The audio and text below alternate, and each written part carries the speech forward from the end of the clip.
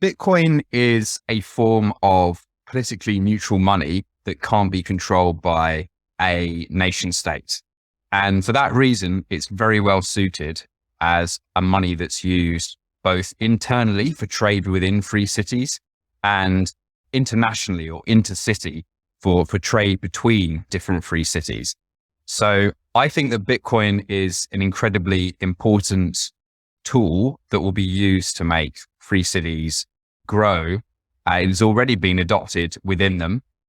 I think it's an important tool to make free cities happen, but also the values that Bitcoiners tend to have, like they tend to believe in voluntary interactions. They believe in sovereignty over money. They don't like the fact that most monies are inflationary. They don't like the fact that powerful centralized entities can censor people's transactions. All of that is true of free cities as well.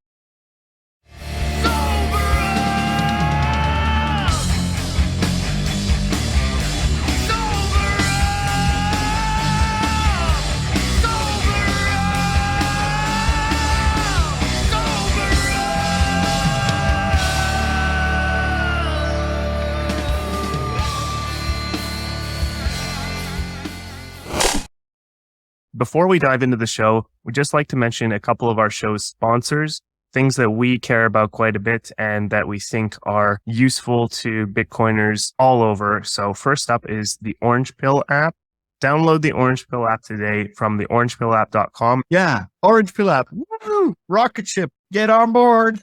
It's available for iOS and Android. Stack friends and meet like-minded people near you. Connect with your favorite Bitcoiners and speed up hyper-Bitcoinization. We're really excited about the Orange Pill app and its potential to connect Bitcoiners in their local area. Download the Orange Pill app.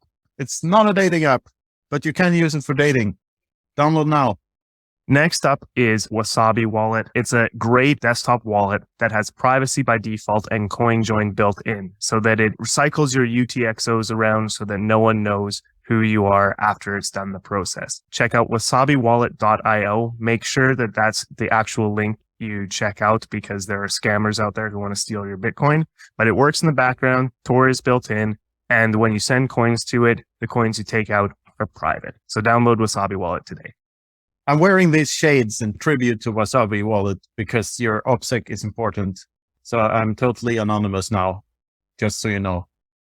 Hey, Luke, can you tell our listeners a bit more about the Consensus Network, the platform that this show is on? And it also happens to be the publishing house that publishes my books. What is the Consensus Network, Luke? Thanks, Knut. The Consensus Network is a Bitcoin-only publisher and translator. In other words, translates Bitcoin books into all sorts of languages. Anyone who's interested in translating a book into their language can get in touch with the Consensus Network to help translate and spread the Bitcoin message throughout the world. We have lots of great examples here. Knut's books are some of the most popular on the site. That's Spanish and German that he's holding up right now. There's Finnish. That's how I got connected with Consensus Network of all the random things. Don't forget to check out consensus.network or bitcoinbook.shop to see everything that Consensus has to offer. That's bitcoinbook.shop. Use the affiliate code Footprint for 10% off. Knut, can you tell us about how to get in touch with you and find out more about your stuff and the things that you're involved in these days?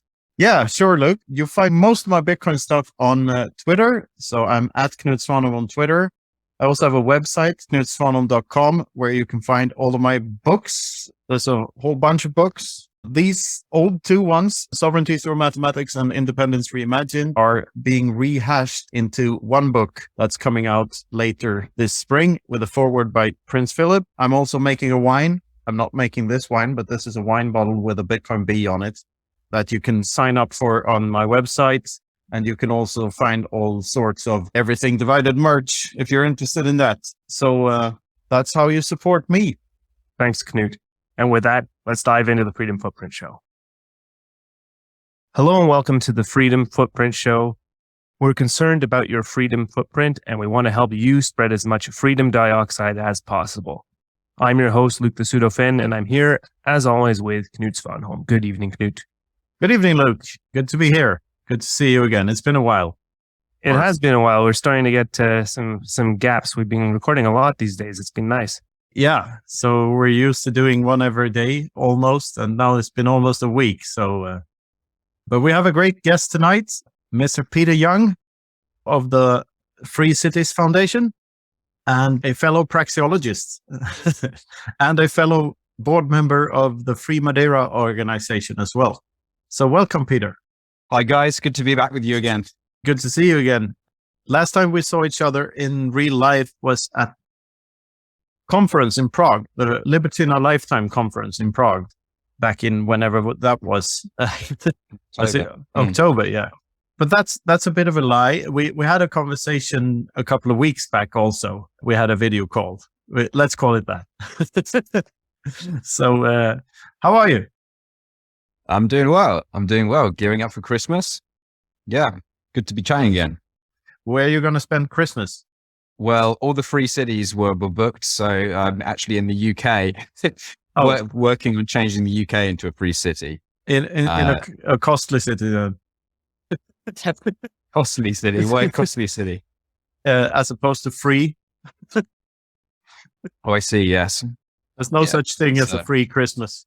All right. So tell us a bit about yourself and a bit about the Free Cities Foundation, please.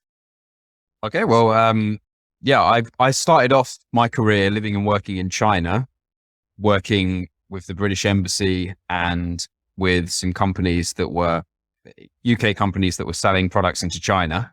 And in about 2017, I got introduced to the ideas of the Austrian School of Economics, and I discovered Bitcoin at the same time.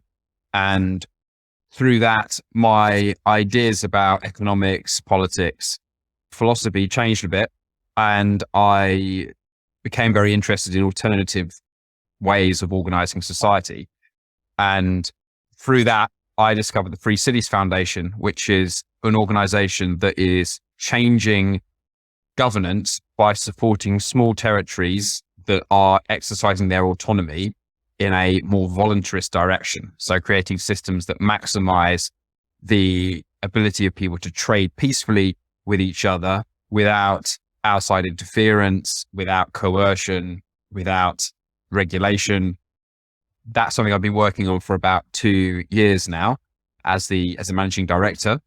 Yeah, we support projects like Prospero Morazan in Honduras, the Free Madeira project, small intentional communities in countries like Norway, Montenegro, and Germany. And I like to think that we're one of the few organizations that's implementing the ideas of the Austrian School of Economics in the real world.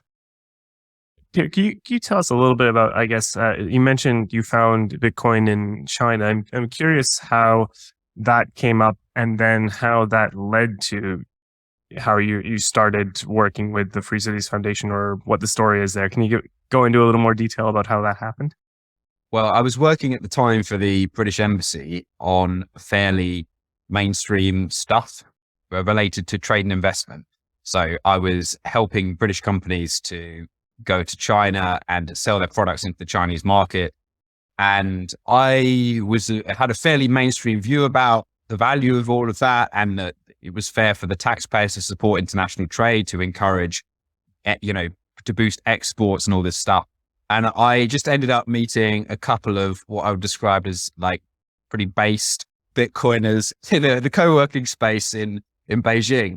And I was used to always being the most like free market oriented person in the conversation up until this point, even though I would say I was pretty middle of the road.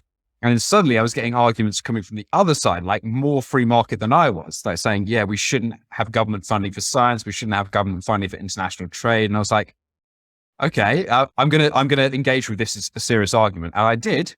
And they basically produced really good, clean, like logical arguments. And I've always taken the view that if it gives you an argument that you can't refute, then you should change your mind, because otherwise you're just stuck in your ways, you become entrenched, you stop learning. So the way to learn is to change your mind when someone out argues you. And basically I was out argued, and I like looked more into that position and realized that actually it was the position that made much more sense.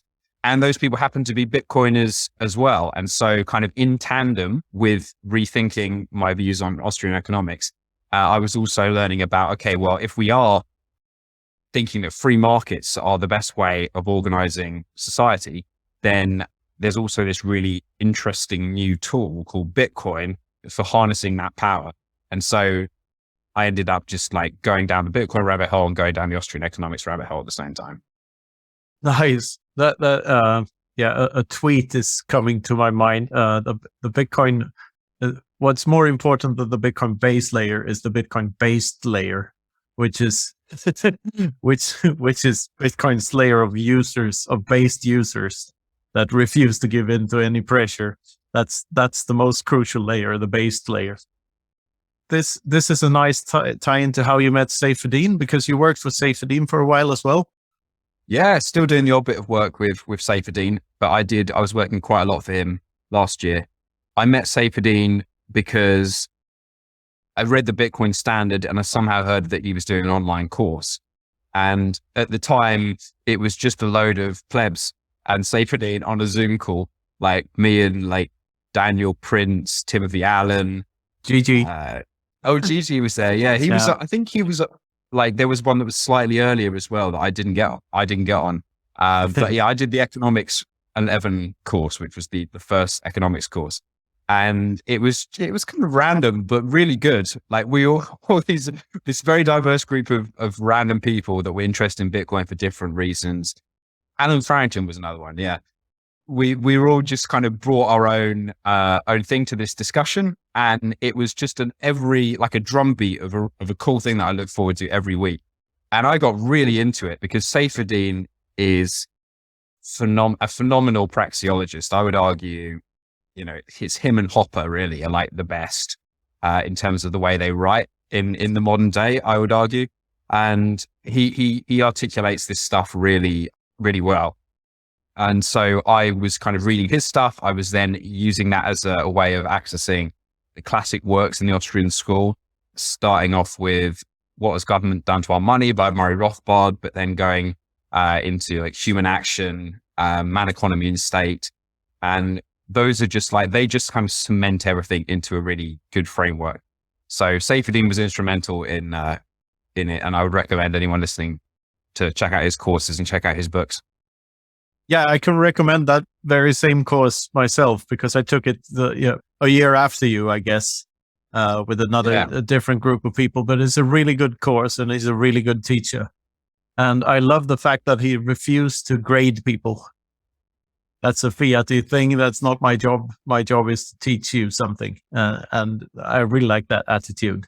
So there'll be no grades. So don't expect a nice diploma to frame and hang on your wall after the course, but take it anyway. It's a really, really good course. And we all love Saifedean and his Saifedeanisms. He has few filters when it comes to telling the truth. And we all love him for it. But maybe you've heard, but I started writing a book about praxeology. I find the subject so fascinating, and the most fascinating part about it is really that so few people even know about it, even though it's such a basic understanding of human behavior, and it should be it should be in every school curriculum ever created. But when you learn about it, you quickly realize why it isn't taught in schools, because there wouldn't really be public schools if the ideas of the Austrian school were implemented anywhere. So we wouldn't have any of the coercive methods of anything really. It's a way of explaining why voluntary or consensual exchange between people is always preferable to violent ones or coercive ones.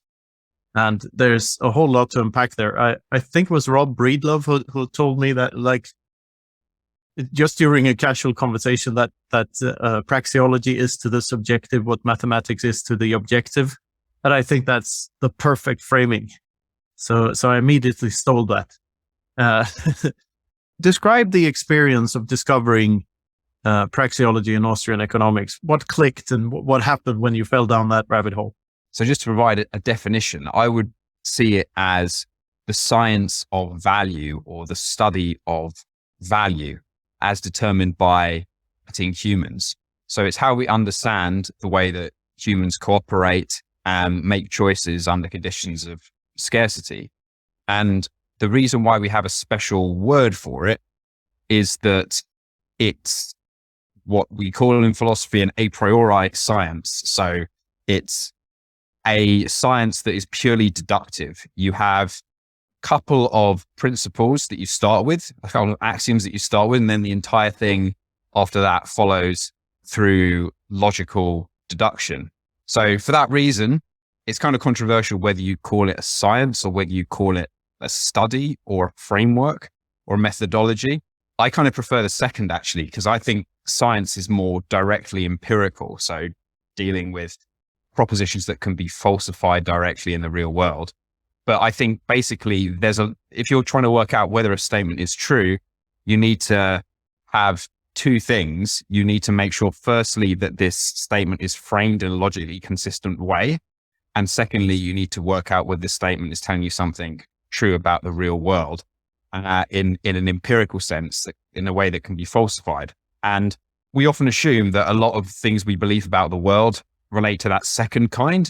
So it's like scientists putting propositions out there, putting hypotheses out there, and then trying to falsify them. But actually, I think a lot of the mistakes we make are actually just in the logical area that comes before that. We just are putting like inconsistent frameworks out as a way of potentially understanding the world.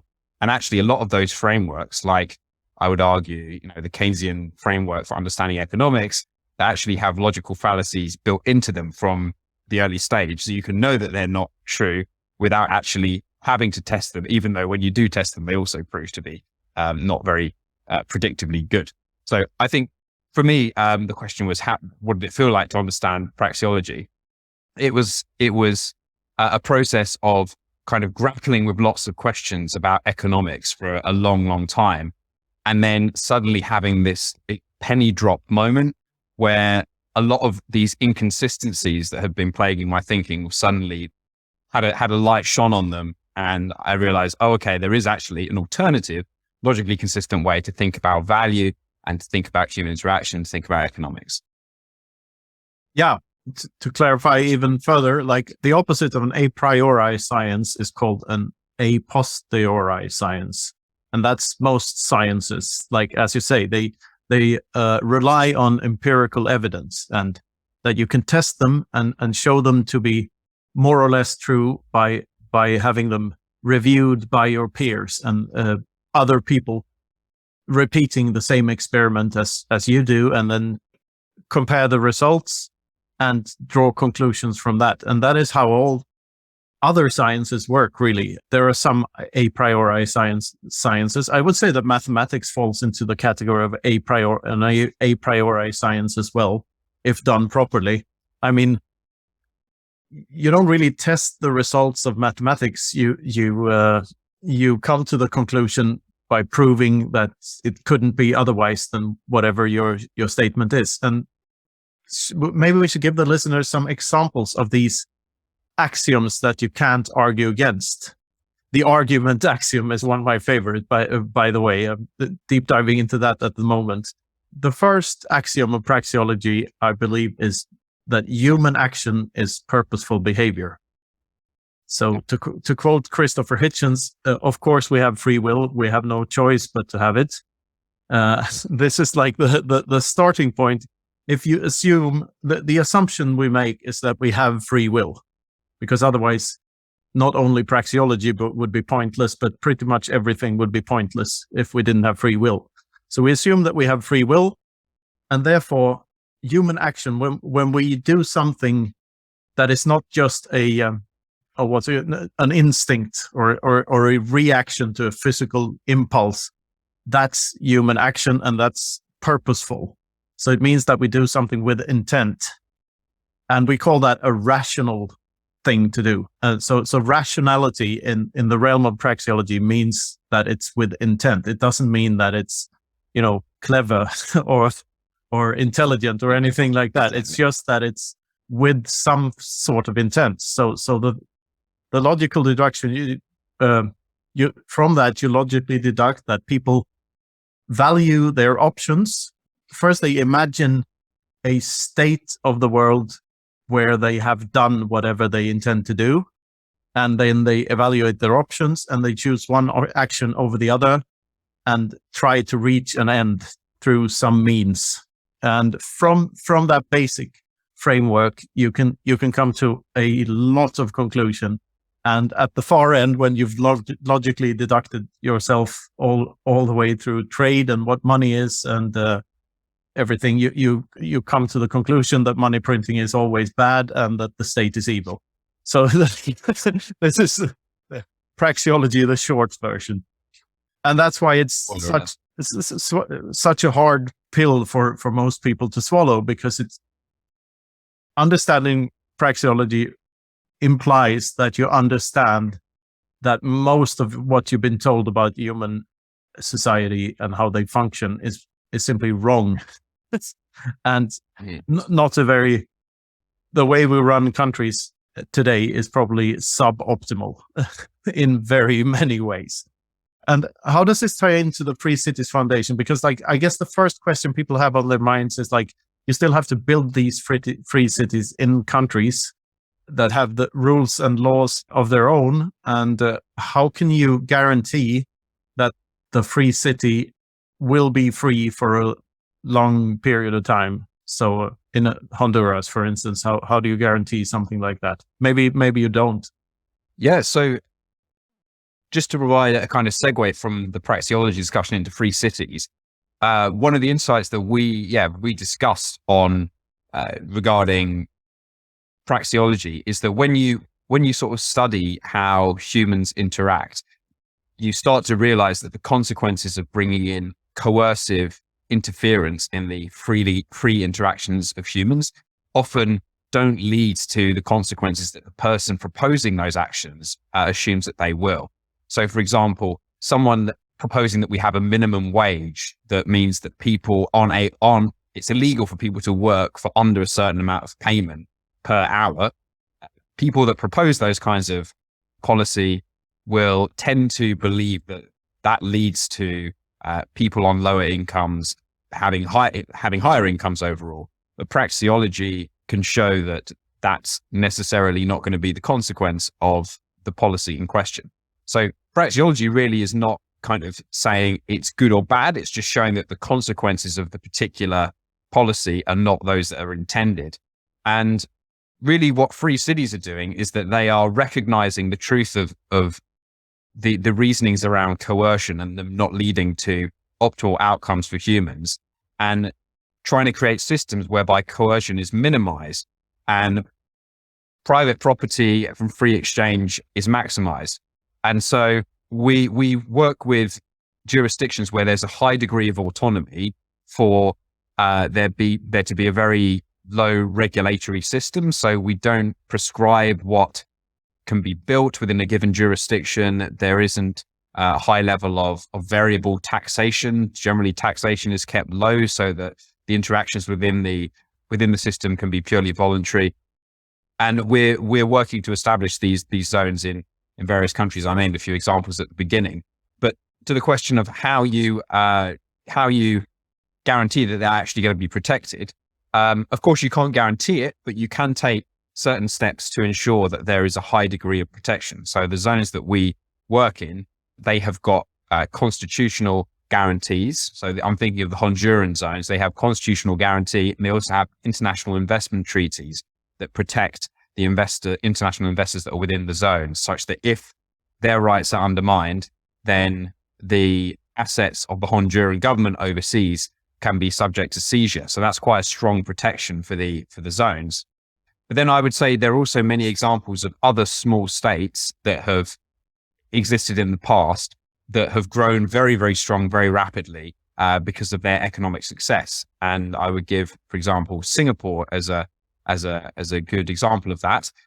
Singapore has more tanks than neighboring Malaysia, despite being about a 20th of the size and having about a fifth of the population, because of its economic success. So with free cities, the more of these you develop, the more you would expect them to develop the ability to protect themselves from outside aggression as well. So there's no guarantee, but you have something on them that you can take away from them if they should break the contract that they have with you, which is arguably even better because it's costly for them to change the rules. That's the thing. Yeah, that sounds very nice. There's something to be said about that as well, about contractual agreements and how important that is. And we can go into monetary history here and gold reserves that have been seized by one country, holding it for another country, and so on and so forth. And praxeology can tell us about incentives and why these things tend to happen. Yeah. So what are your plans for the near future here? What's the next thing on the table for Peter Young? Well, at the foundation, we've just launched a podcast, the Free Cities podcast. So it's with Timothy Allen, who's a filmmaker and kind of former journalist that's recently joined the foundation. And we recorded a load of podcast episodes in Honduras and El Salvador. And we're planning on doing some more travel and recording some episodes with like people working on the ground in free cities or doing free cities related stuff. So we're planning on going back to Prague together next year and then checking out some of the other communities like the Montelibero project in Montenegro. So that's something I'm really excited about for the medium term, because I think that there's some really good stories to tell about what's happening on the ground. But because these places are often quite isolated, like Liberstad in Norway is right down in the bottom of Norway, quite hard to access. And then you got Montenegro and then Roatan. So to actually like get people on the ground, see it and interview people that are involved and find out why, I think that's something that would really add value to this global free cities community. So that's something that's coming up in the next few months that I'm pretty excited about. Oh, what do you mean by the bottom of Norway? Is that the southern part?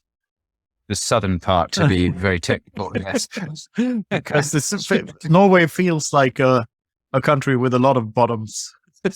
I know there's a fun story about when they started to implement taxes in Norway, and the fishermen in the fjords, they used to live. Norway is just mountains and fjords, most of it. Yeah, and the sides of the mountains coming down to the fjords quite steep.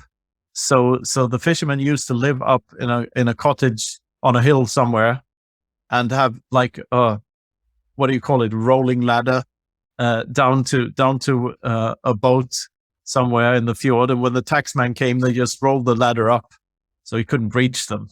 So it's they have quite a freedom loving history in that country, even though it's a tad socialistic at this moment in time.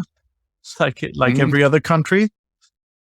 Yeah, and I guess there will be another conference in Prague again next year. Yeah, that's coming up in October. So if people want to learn about what the Free Cities projects are and what they're doing directly from the people running them, this is the one place every year where we all come together.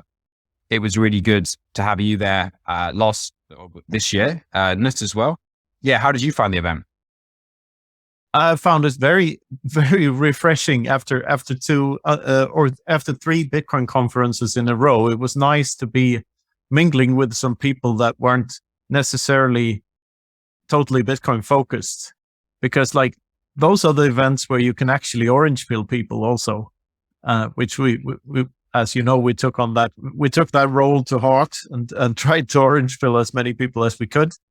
But yeah, it was a beautiful event and a lot of interesting stuff and a lot of nice people. Yes, I had a great time and I love Prague. That was my first time in Prague. So I always wanted to go, and I find that city fascinating and beautiful. And I'm coming back in June next year for the BTC Prague conference. I saw your name on the list. I'm also going to be added to that website the next few days. So nice. Yeah, we'll see each other in Prague again, having one of those fantastic Urquell beers. Yeah, it's just a lovely place, and the Parallelini police place is great as well. The hacker Mecca. or whatever you may call it. So definitely looking forward to coming back there and meet all of these great people. I mean, I've always wondered where all the Swedish libertarians were, because I couldn't find them in Sweden, and they're not here in Spain either. But I found them in Prague. There's a lot of Swedish libertarian families that homeschooled and just wanted to do their own thing. It's illegal to homeschool in Sweden, isn't it? Well, you can do it if you get a license, but the hurdles are too big, so people don't do that because it's really, really hard to get that license. I mean, right. And it isn't really homeschooling if you're obligated to do whatever someone else tells you to do. It's just a waste of time. So, but in there, I remember at one of the talks, there was a mother breastfeeding her kid with a glass of red wine in her hand. And that's something that you would never see in Sweden. And I absolutely loved it. I missed that. I was in the wrong room. What did you get up to when I was running around doing the AB? Yeah. Peter, maybe you could step just slightly back here and go into a little more detail about how the Free Cities Foundation works in practice, and maybe also how Bitcoin ties into this. What role does Bitcoin play in the Free Cities Foundation? Bitcoin is a form of politically neutral money that can't be controlled by a nation state. And for that reason, it's very well suited as a money that's used both internally for trade within free cities and internationally or intercity for trade between different free cities. So I think that Bitcoin is an incredibly important tool that will be used to make free cities grow. It's already been adopted within them. In Prospera, in particular, there's a Bitcoin center there. There are businesses that are being onboarded to use Bitcoin. I think it's an important tool to make free cities happen, but also the values that Bitcoiners tend to have, like they tend to believe in voluntary interactions. They believe in sovereignty over money. They don't like the fact that most monies are inflationary. They don't like the fact that powerful centralized entities can censor people's transactions.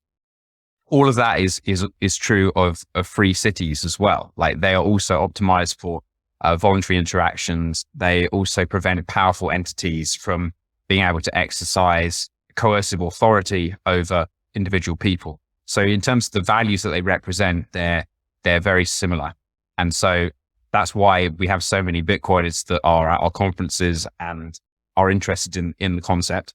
And we very much welcome that. And I see these two movements really as just part of the same thing. They're just, we're focusing more on the governance. Other people are focusing more on the monetary technology, but really we're just trying to all work together to create this freer world. And I think that in the future, there is going to be a world where there is more local autonomy rather than a world which some people foresee, where we have, global governance and convergence of organizations into these big monolithic institutions. I think the future is actually going to be one where we're more decentralized and more locally autonomous. Yeah, beautiful. I would even go so far as to say that every time we use fiat currencies, where we can't be autonomous and use fiat currencies at the same time, where whenever you use them, you're helping the counterfeiters do their thing. You're helping the thief. There's always a degree of theft involved in using money that someone can print at will. In a sense, that is central planning. Central banking is a planned economy. A central banking economy is a planned economy in that sense.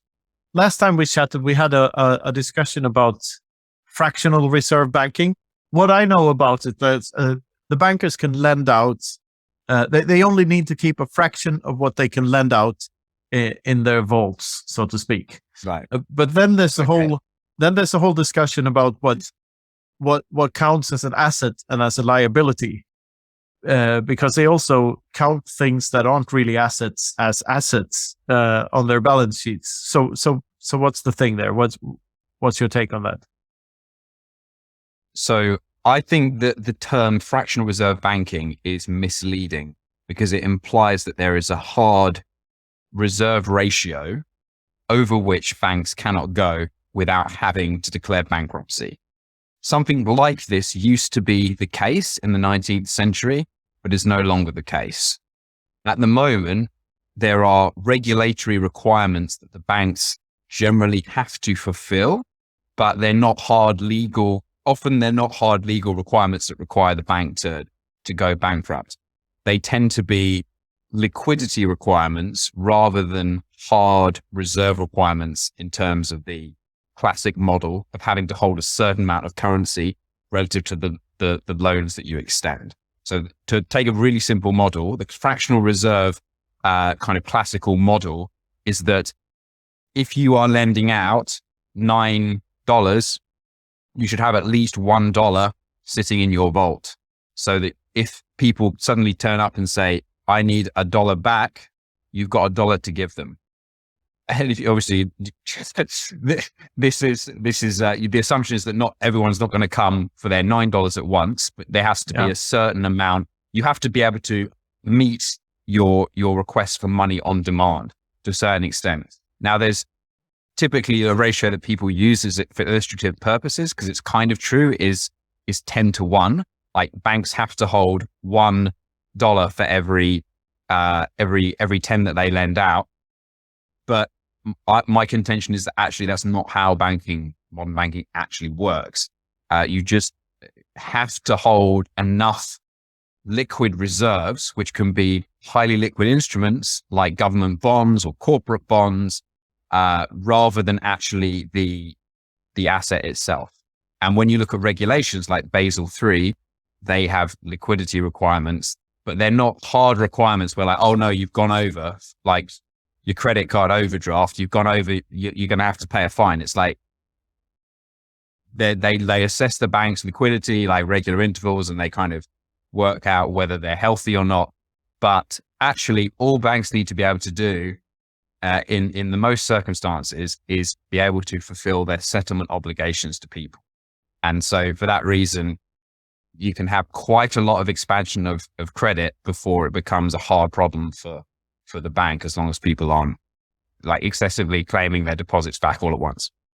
So you're saying that it's way, oh no, I used that Channel 4 news phrase, didn't I? So you're saying that, but so you're saying that it's even worse than we think it is. It's more like fictional reserve banking than fractional reserve banking.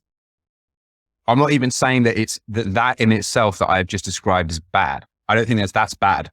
I think what's bad is that there are implicit guarantees for that system, which is inherently unstable. Yeah. I don't think that system would exist in a world where there weren't implicit guarantees for it, because it's inherently unstable. You can't have a system where loans are given out for an extended period of time, and you also have a corresponding obligation to pay those loans to meet anyone that wants their money's back demand for that money right now. There's a mismatch of timings between loans that have been extended and demand right now. So if you say people are free to take their money right now, any given point, then it only takes going over your reserve ratio for your system to collapse. So that's an unstable system. I don't think it would exist in a free market, but we have implicit guarantees like the Financial Services Compensation Scheme in the UK or the Federal Reserve Compensation Scheme in the US, which mean that basically banks have to bail each other out if they can't meet those deposits. And this all gives people trust in the system, gives them more trust in the system than what otherwise exists, and allows the system to perpetuate artificially through a state. Yeah, it's really awful, isn't it? Because like if you go back to the history, this is the fractional reserve thing. Like if we go through monetary history 101 here, like the bank was just a guy holding people's gold or people's valuables in a vault to begin with, and he gave out receipts for whatever he had in the vault, And then people realized that they could trade the receipts instead of trading heavy gold coins, because the receipts were a better medium of exchange because they were lighter and could be carried around, and you could exchange bigger sums. So that solved some sort of problem. But then quickly the banker realized that he could give out more receipts than whatever he had in his vaults, which worked fine for him, and he got immensely rich from it since he could charge people interest.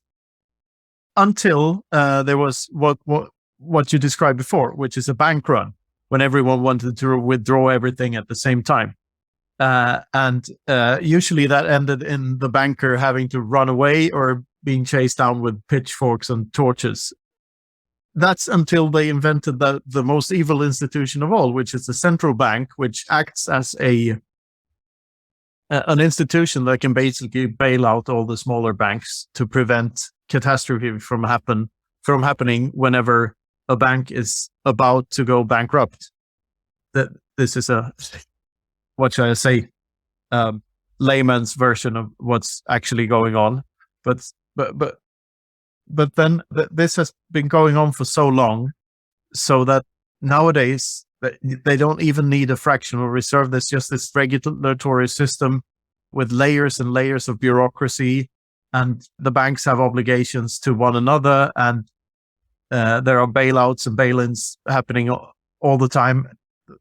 The problem is that it all incentivizes bad behavior on behalf of the banks. It all incentivizes people to take even bigger risks. And the world we're living in now, that you have two options. You can either save in Bitcoin, or you can invest your fiat money in something in the hopes that will go up over time. But you're forced to take a risk. And that risk would, if we had sound money, which we do now, that you wouldn't have to take the risk. You could just put your money in something that you know will be the same over long periods of time. Did that whole rant like map onto your worldview? What would you add or subtract from that? Well, I mean, you said the most evil institution of all is the central bank. It's like, it's an interesting one, like how they kind of work together, the central bank and the government, because really it's more the government really that's demanding the token, giving the token value by demanding it and enabling the system. Like the central bank, like what the central bank's doing there is they are tasked with maintaining a certain amount of inflation as measured by a price index that they come up with. And then perhaps they have an employment mandate as well on top of that. But the primary task is like maintaining the slow and steady inflation. So it's like a symbiotic, interesting relationship between the government and the central bank. But if people, there is, as you say, there is an alternative, which is that you can, the way it's basically working is the government saying that if you're trading, if you're engaging in like human cooperation, which you need a monetary unit to do at scale, then we are going to take a cut of that. And we're going to take, not just we're going to take a cut of that, we're going to take it in a specific token. What's specific about this token? Well, the specific token is that there is a monopoly issuer of this token. There's only one person that can create it. Now, that's the definition of a shitcoin in some circles. Like there's only a single person that can create it, and it can be created as much as possible. So the government is saying you have to pay a certain amount of all of your economic transactions to me, and this payment must be made in this particular coin. And that the central bank is the monopoly issuer of that coin. But the thing about the central bank is that the only way it can create the more of this coin is to buy the government's debt. So the government is always being able to spend into the economy, then it's got a source of demand for its debt. All of this is giving the coin the value. And the result of it is the government always is able to draw resources from the private sector because it's able to harness the creative power of the entire economy, even if what the government wants to do is not what's best for the population.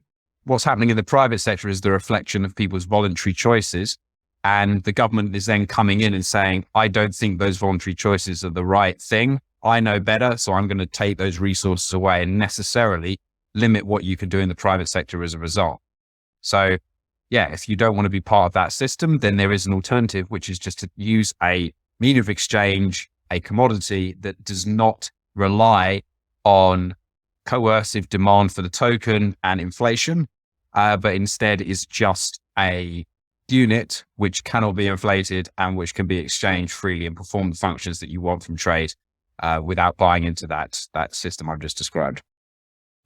The central bank and the government are two sides of the same coin, pun intended. There's another thing to be said for selling government debt, because what they usually exchange for new tokens of this shitcoin. We made a video about that, by the way, about different forms of shitcoins. In my view, there are cryptocurrencies, which are the Bitcoin clones, and there are kleptocurrencies, which are the fiat currencies that are issued by central banks. But they're also the same phenomena, really. There's some guy issuing some shit. So hence a shitcoin. But back to the government buying fiat money from the central bank, they usually do that by exchanging government bonds for fiat currency, right? So when the Fed creates new dollars, they get government bonds from the US government. And what is a government bond? It's a promise from the government to pay something back at a later date. And how does the government make money? They take it from the population. It's from the productive part of the population. So the promise of a government bond, all that is a promise to be even worse in the future than they are now. It's not a promise to be the same. It's a promise to take even more in the future. And not necessarily though, is it? Yeah, well, that's assuming the value of the currency is. Yeah, but it's measured from within the same system. So effectively, it is a promise to be worse in the future, because there's no other way this can go. If they're going to keep a 2% inflation, that means that prices aren't going down the way they ought to, because of the exponentiality of technological advancement, which should push the prices of absolutely everything down and not up. The system, the belief that GDP can go up and up and up over time it's false. It's a facade for and the snowball is already so far down the hill, so they need to keep this lie going, because it's the only way they can save their own asses, because no one wants to be president during the time when the shit actually hits the fan and everything implodes, which it inevitably will do, because normal inflation is just hyperinflation in slow motion, but it's the same phenomenon. In the long run, it will necessarily have to end up like that if GDP is going to grow by a certain percent every year for the thing to function at all. This is the interesting thing. This is the interesting thing where, because basically the government just the government still has the ability to issue fewer bonds. It can wind down its debt it has to always pay back, in order for the government not to go bankrupt, has to pay back the interest on the debt that it's already issued. But generally what happens is the government is always like renewing the debt.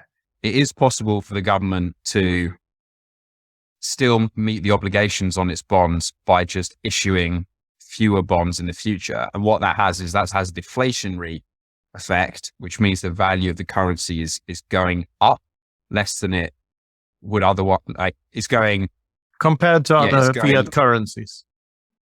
But it's shrinking the overall money supply, because the government is not issuing additional debt. Like, you think about it, there should technically be like a sort of pool of base money. This is just kind of forever expanding, because the government is issuing more debt each time to meet in order to spend into the economy. But the government does have the choice to issue fewer bonds, and it could do that. There's no reason why that lead to an inherent problem. But the one thing it does have to do is it has to issue enough bonds to be able to pay the interest on the existing debt. Okay, where I would disagree there is that scenario never happens in reality, because a different question. Yeah, it rarely happens in reality. Yeah, when was the last time it happened? Well, it happened in countries, but it never happened all across the world economy at once, right? Not without It doesn't really matter, does it? Because you're talking about a specific financial system, right? With a monopoly issue. But what I'm trying to say here in roundabout ways is that if we have technological advancements making the cost of production and the cost of transportation for absolutely everything in absolute terms, I mean, it takes less energy and time to produce and transport stuff in general. Yeah. So if that trend goes on, and you at the same time you try to keep an inflation rate of around 2%, you have to print more money. You cannot do that without printing more money, and therefore more bonds must be issued, and there must be more government debt, because you couldn't do it.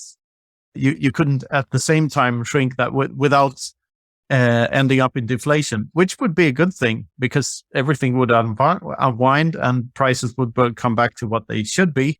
But that's a different discussion. The current system is based on the Keynesian theory of spending is always good, and therefore we need to keep everything perpetually flowing, which is a strange term in itself.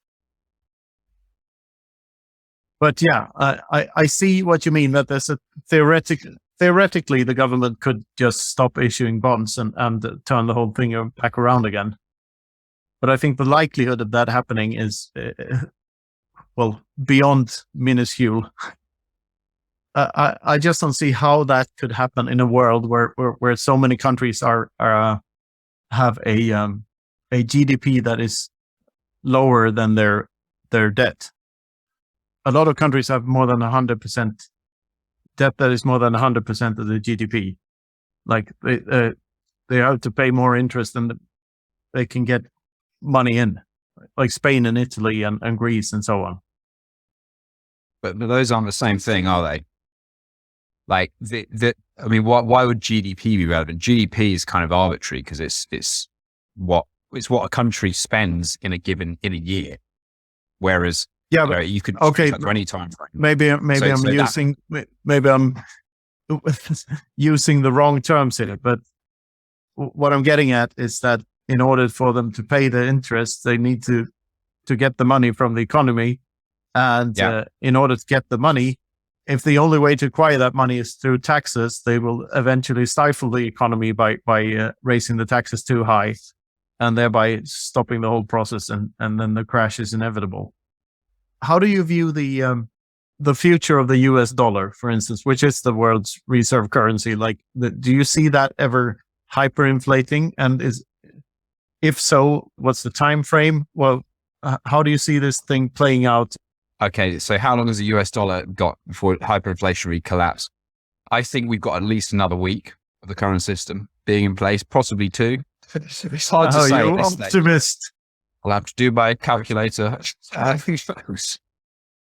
mean, I would say that basically the reason why I don't see that the government currency is going to last in the long term is because they're in direct competition with harder form of money, and money is a zero-sum game. Well, money is a positive sum game, but there's only one competitor in money. So money is the most saleable good. And there are very few advantages with using an alternative money if it doesn't have the saleability of a superior money. And there are certain important properties money has to have in order for it to be attractive and useful for storing value across space and time.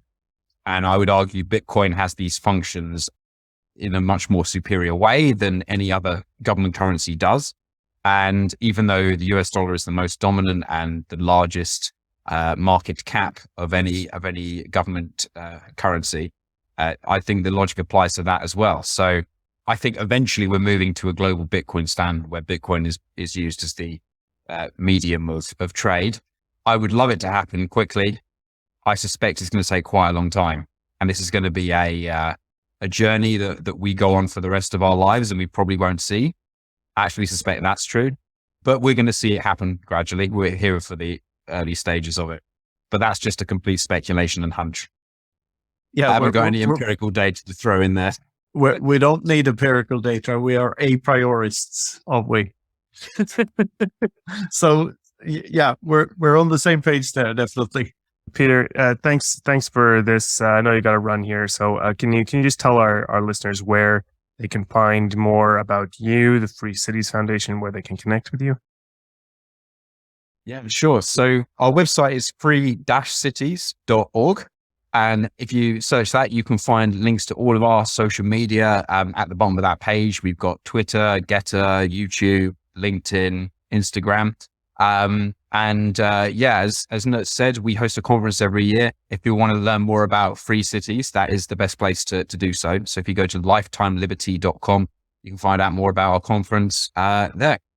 Fantastic. Thanks a lot, Peter. It was great having you on. And there are so many of these conversations. I feel like we're almost just getting going. We'll have to have you on again to chat more about these sorts of things, hear more about what you're doing. Hopefully that's okay with you in 6 months down the line or something. Yeah, awesome. Yeah, always happy to chat. It's more like my my conversations with Nut, like over a beer and Madeira. Awesome, guys. All right, thanks for inviting me on. Thanks a lot. Good chat. Yeah, see you soon again. Yeah, great to have Peter on. Always nice to hear about what he's doing at the Free Cities Foundation. We'll certainly have to have him on again. Yeah, sure. And we should take this, grab this opportunity to shill a bunch of stuff here. Exactly. So first of all, that's what I was thinking. Yeah. Download the Orange Pill app. It's awesome. I had the pleasure of being in a spaces with them yesterday. I heard about their roadmap. The app is about 20% done, if it's ever going to be done, but there's a lot of cool things coming down the line. So check out the Orange Pill app, available for iOS at the moment, but it's coming for Android too in January, I think. And it's not a dating app, just to remind everyone, because women in Bitcoin are more scarce than Bitcoin itself. Yeah, and however, you can use it as a dating app if you wish, but it's not designed to be a dating app. Well, it was designed to be a dating app at one point, but it's not one at the moment. I just love that that phrasing. Enough of it. It's hilarious. Matteo came up with a good one with that. Yeah. Now I use it constantly. And check out Consensus Network. Bitcoinbook.shop is one of their addresses, or Consensus with a K. You'll find my books there and translations of other people's books. I have a bunch of stuff coming down the line. The Praxeology book I mentioned, there's a Geyser fund set up for that. So if you want to support that project, that's on Geyser. And there's knutsvanholm.com if you want to buy some of my shit. And there are some other pods coming on Consensus. There's a lot of things happening on Consensus down the line as well. We're collaborating with Emeralize, which is an app you should check out. We had a conversation with Santos the other week, and that was really cool. So bear markets are for building, as they say, and we're building. We're building a lot of stuff. Check out the freemadeira.com webpage as well, and that project and what we're doing on Madeira. And see you next time. Merry Christmas. Oh, well, this won't be released until way after Christmas, but I hope you had a Merry Christmas. Exactly. We're taking our Christmas break here. So yeah, as you say, hope you had a good Christmas. Happy birthday to baby Jesus for you religious people. Yeah. Happy birthday, Jesus. A very, very important person was born on the 25th of December, a long time ago, that had a huge impact on humanity. And it's one of my favorite people in the whole world. Can you guess who? There's a few December 25th birthdays, and I'm a little scared to guess. You want to just tell us? Isaac Newton. Okay, that's pretty good. Happy birthday, Isaac Newton. Happy birthday, Isaac Newton. Yeah. In the past from when this comes out, but yeah, good stuff. Hope you had a good one, Isaac. Hope you had a good one. This has been the Freedom Footprint Show. Thanks for listening, and we'll see you next time. Take care. Bye.